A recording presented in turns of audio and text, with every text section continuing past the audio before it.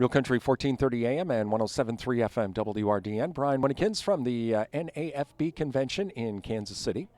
And thank you to our sponsors, including Alcivia Co-op, Annabis Silo, Animal Wellness Center of Buffalo Valley, Compeer Financial, Osteoplastic Synergy Co-op, Amplify Health, Wisconsin Corn Growers Association, and the Wisconsin Soybean Marketing Board.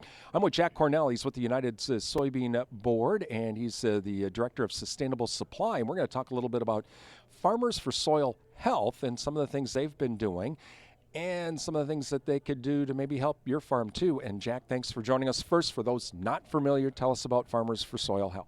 Yeah, Farmers for Soil Health was an initiative through the Partnership for Climate Smart Commodity Grants through the USDA. And we won an award for $95 million. And so this is a huge opportunity for the commodity groups to get together to figure out how do we spend this money. What we came up with was a cost share program for farmers, so it's $50 an acre for cover crops. But also we provide a huge chunk of that money is for technical assistance. So it's technical assistance that's guided by the state soybean boards or the state commodity organization. So they dictate what that technical assistance looks like. Some of it's farmer peer networks, some of it's hiring staff, some of it's outsourcing to certain co-ops. And another opportunity within this is the marketplace development. So we're working through the components of what does a marketplace look like where a farmer can openly negotiate and transact their commodities raised on their farm under certain practices to these companies. And so this is going to be kind of revolutionary in a way to gives farmers that control to set that price, because for so long farmers were just kind of had to take the price whatever company A was coming at them. So this gives them some control, and so this is a huge opportunity. And some people come to me and is like, well, your pricing isn't as good as some of the other ones, and I'm like, well, yeah, but our group though is farmer led. Farmer driven, because we're the controlling powers are the commodity organizations, and we're looking out for you. We're going to do whatever is the best in a way that protects your data, protects your farm, increases your profitability. And so we're working through kind of how do we get farmers to enroll in this? How do we get them engaged in this? Because this is a huge opportunity to do that with this money. And then also enhancing this marketplace. And so it's really kind of getting the corporates also to kind of like change their mindset about, oh, how do I openly negotiate with farmers now instead of just kind of working through another entity that's going to take about 80 cents on a dollar that would go to a farmer. Talking again with Jack Cornell with the United Soybean Board about the Farmers for Health program. Is that the hardest part? You mentioned getting farmers to enroll. Because farmers are going to look at it and going, yes, I like cover crops. I understand the nature behind them in western Wisconsin with our sandy soils. It makes some sense. We want to put organic matter. There's a lot of good things, but then they say, but fertilizer's been at its highest level. This is at its highest level. I just can't afford to do this. And is that the biggest problem? Yeah, so I think, obviously cover crops aren't a solution for everybody, right? And so our hope is that farmers that are in the cover crop area, that is kind of where we're first exploring. We hope to move into other practices. And so thinking about no-till, or maybe it's reserving, putting grass alleyways in or buffer zones in.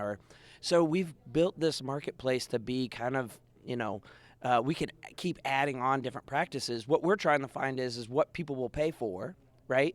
Because I know I'll find farmers that will do those things. And so what we're trying to do is on this first round is really think about cover crops, maybe potentially carbon, getting those corporates onto the ball field with us so we can start playing ball, right? And so once we kind of figure out that linchpin and get everybody playing together, then we can kind of really ramp this up.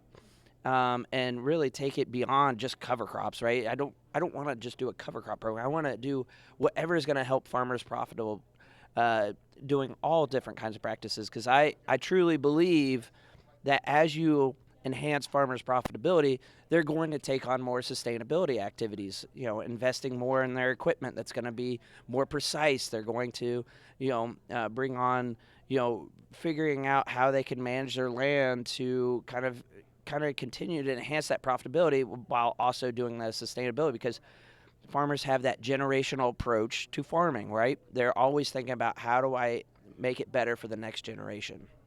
We're talking with Jack Cornell with the United Soybean Board about the Farmers for Soil Health program. So farmers listening, and I know you're reaching out to the corporate folks. You've been able to actually do some of that in Minneapolis already. You've had some meetings up there. Yeah, so we have a corporate advisory group as part of the Farmers for Soil Health.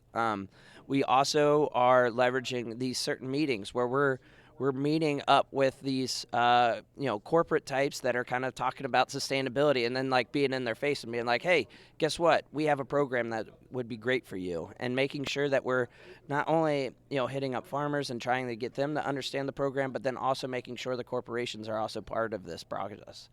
And they're excited what they see, because one of the unique things is we have the farmers, right? That was always the distance, right? Is that corporations aren't connected to the farms, and they want it to be. They want to know where they're sourcing their commodities from, just like customers are.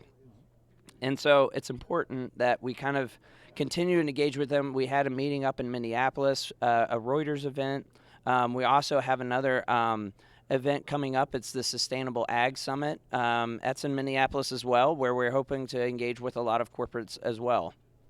Talking with Jack Cornell with the United Soybean Board. So farmers want to find out more about the Farmers for Health program. How can they find out? Yeah, go to farmersforsoilhealth.org, and it'll have your zip code in there, and you can have your technical advisor. So we want to make it very simple for you, everybody, and you contact that technical advisor. They'll get back with you, and then they can, it has their phone number, right? So you can just text them, all right? So it's super simple, and those people will help you walk through what is this program right for you, and then kind of what that is involved in the program.